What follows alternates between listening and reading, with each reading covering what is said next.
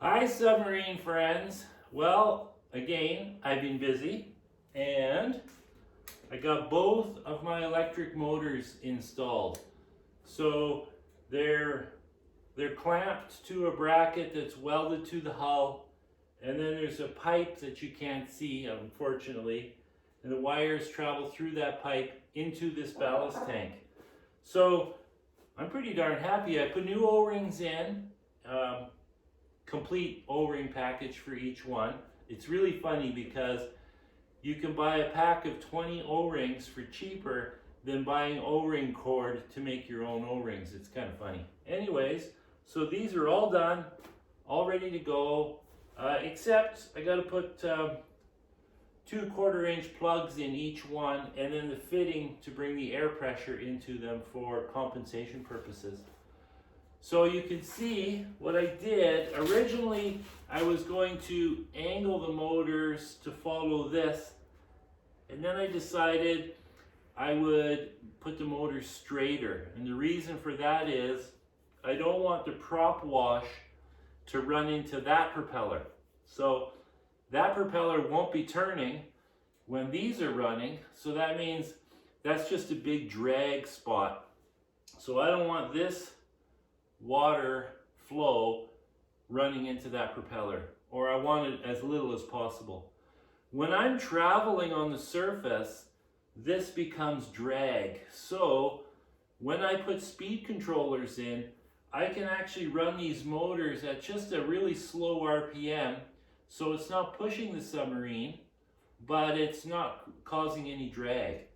Unfortunately, I have to buy speed controllers for that, and I don't want to buy them until I'm happy with the performance from these motors. So what I've done is I've made up the control box. So this is some pretty heavy cable that runs from the batteries to this box, and this box actually has a clear lid on the front, and inside are just simply 2 80-amp solenoids. And so what that does, and then there's a junction box in here as well.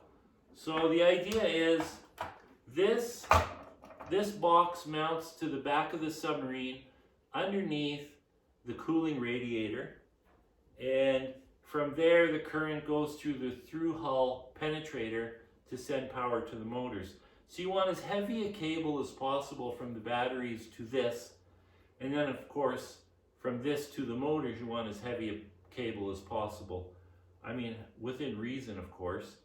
So I just stripped this cable out of some tech cable that I found at the dump. It's beautiful cable. It's nice and heavy. It's really rigid, but it's copper. I don't care because it doesn't have to be flexible. It just runs down the side of the hull up to the batteries, so that's perfectly fine. So this actually turned out pretty nice. I'm really happy with this. It's just an old box. I think it was a sonar unit, and I just took all the guts out and I used the box. It's a nice heavy duty box with 2 bolting points. So I'm just going to weld a bracket in the hull, boop, bolt that in, Bob's your uncle. So the cables are really stiff, but that's okay, like I said. So that's what I'm doing today. I'm just going to get that mounted. I've already test run the motors. They run fine. These are really good motors. I've had them a long time. I've had them on different submarines. So I really like these. I don't know if they're going to be strong enough. They were on a submarine that I had before that was 6,000 pounds. And it was the only motors on that submarine. That's all it had. And it pushed it along just fine. But this thing is 9,000 pounds. So we'll see what happens. I mean, it's just for moving on the bottom of the lake. So, you know, we don't really need a lot of power, mainly because the visibility is so poor typically that you don't want to go faster than your visibility allows. In other words, these motors don't work well in reverse at all. So stopping the submarine once it's going is difficult. So you don't want to get the submarine going too fast and then have to stop.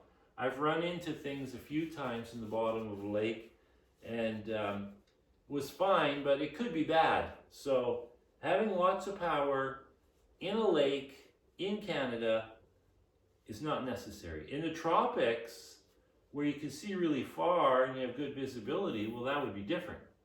But this is not in the tropics yet, so we'll just focus on what we need. So hopefully they work out and I don't have to spend any money, and then I'm not afraid to buy the speed controllers, which I can just put right in that same box. I could just buy a single speed controller, a twin controller, so it runs two motors from the same controller. They're not super expensive, probably about $400, but I want to make sure I get the right size, because if I get bigger motors, then I need a bigger speed controller. So that's it. That's all I got to report for today. Ciao.